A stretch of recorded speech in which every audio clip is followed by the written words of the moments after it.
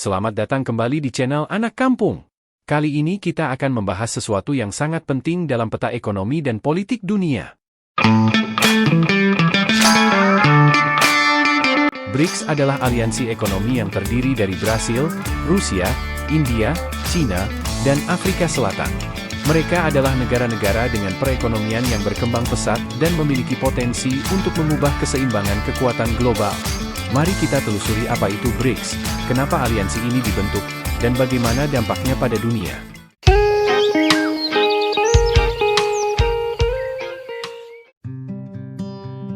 BRICS pertama kali dibentuk pada tahun 2009 oleh 4 negara, Brasil, Rusia, India, dan China. Aliansi ini bertujuan untuk menciptakan kerjasama ekonomi yang lebih erat antara negara-negara berkembang. Pada tahun 2010, Afrika Selatan bergabung, sehingga aliansi ini kemudian dikenal sebagai BRICS. Negara-negara ini memiliki berbagai sumber daya alam dan populasi yang besar, yang membuat mereka menjadi kekuatan ekonomi global yang signifikan.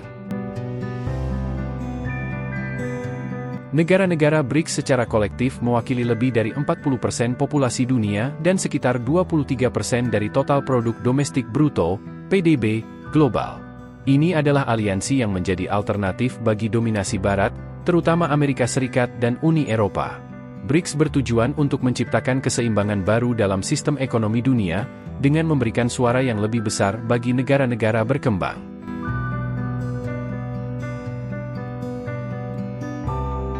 Salah satu inisiatif paling penting dari BRICS adalah pembentukan New Development Bank, NDB, pada tahun 2014. Bank ini menyediakan pembiayaan untuk proyek-proyek pembangunan di negara-negara anggota dan negara berkembang lainnya. NDB menawarkan alternatif bagi IMF dan Bank Dunia, yang selama ini dianggap lebih berpihak pada negara-negara maju. Selain itu, BRICS juga menginisiasi proyek-proyek di berbagai bidang, termasuk infrastruktur, kesehatan, pendidikan, dan teknologi.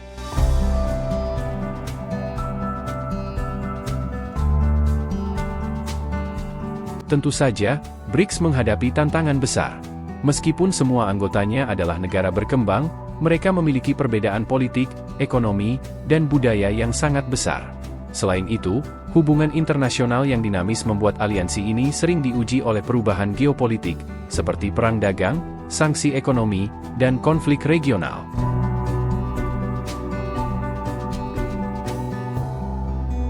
Jika BRICS berhasil menggantikan dolar sebagai mata uang utama dalam transaksi internasional, dunia akan menghadapi perubahan besar dalam sistem ekonomi global.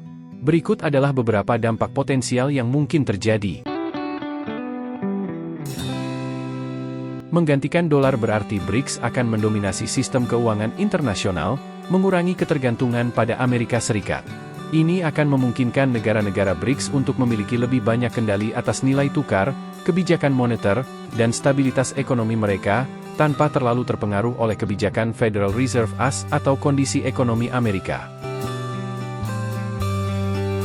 Negara-negara di seluruh dunia biasanya menyimpan cadangan devisa mereka dalam bentuk dolar karena stabilitasnya dan penggunaannya dalam perdagangan global. Jika BRICS menggantikan dolar, negara-negara akan mulai menyimpan cadangan mereka dalam mata uang BRICS atau mata uang digital yang dikembangkan oleh aliansi ini. Ini akan mendiversifikasi cadangan devisa, mengurangi dominasi dolar, dan memberi lebih banyak kekuatan ekonomi kepada BRICS.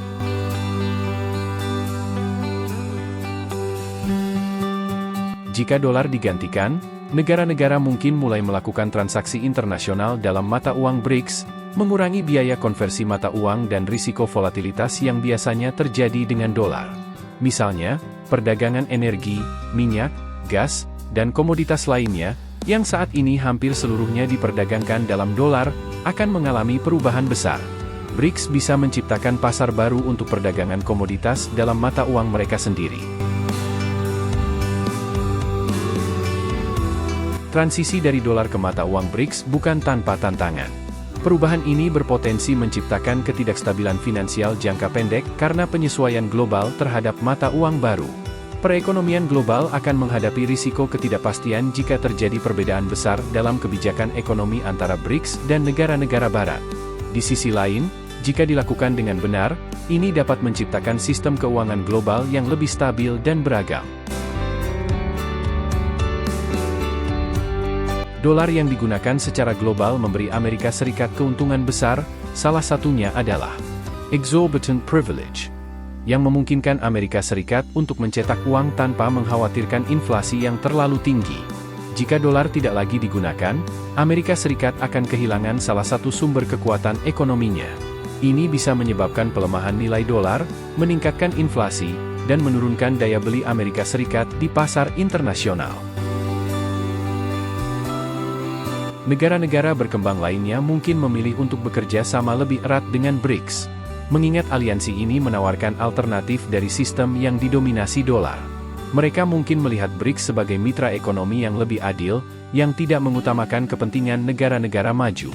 Dengan demikian, kita mungkin melihat peningkatan kerja sama ekonomi dan diplomatik antara BRICS dan negara-negara berkembang di Afrika, Amerika Latin, dan Asia.